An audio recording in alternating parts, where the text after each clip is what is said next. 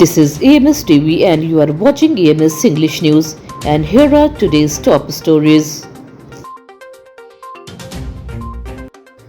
A new organization called the Lal Hit Janata Party has formed in Jabalpur in protest against the Cockroach Janata Party. Member of the group staged a demonstration at Malvi Chowk wearing posters on their chest to express their opposition. The protesters said they support the demands raised by the CJP regarding education, but they strongly disagree with the way the protests are being carried out. They allege that the movement has insulted the Ram temple and Hindu saints in the name of education reforms. The group appealed for peaceful and respectful protest while supporting genuine public issues. The Congress held a Halla Bol protest in Harda on Friday over farmers' demand. The protest took place at the Agriculture Produce Market and was led by State Congress President Jitu Patwari, former Minister Sukhdev Panse and former Congress State President Dharmendra Singh Chauhan also attended the event. During his speech, Patwari alleged that the BJP had reached Datia with Rs 50 crore in cash. They claimed that Rs 5,000 was being offered for every vote in the by-election. Patwari said that despite this, the BJP would face a heavy defeat.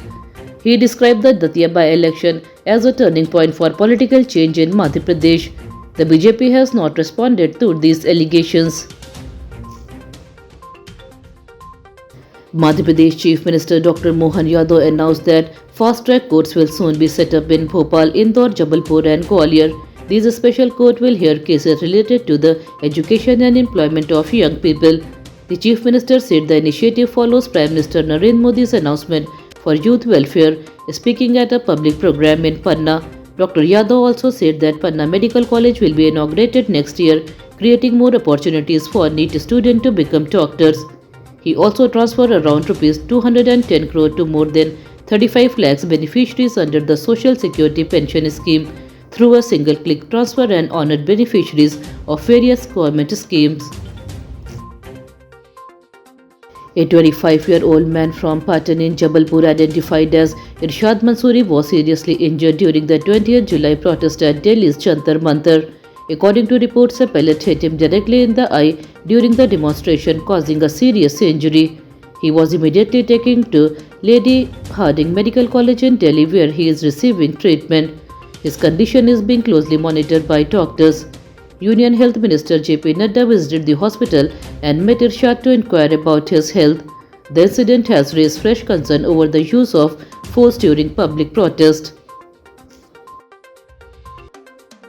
The Supreme Court heard the case involving Madhya Pradesh Minister Vijay Shah over his controversial remarks about Colonel Sophia Qureshi. Earlier, the court had directed the state government to submit a compliance report within 4 weeks after following its order. However, an office report prepared on 23rd July stated that no compliance document had been filed by the government. The matter was listed for hearing on 24th July. The Supreme Court is expected to examine why the state government has not yet submitted the required report despite its earlier directions. The case continued to remain under judicial consideration.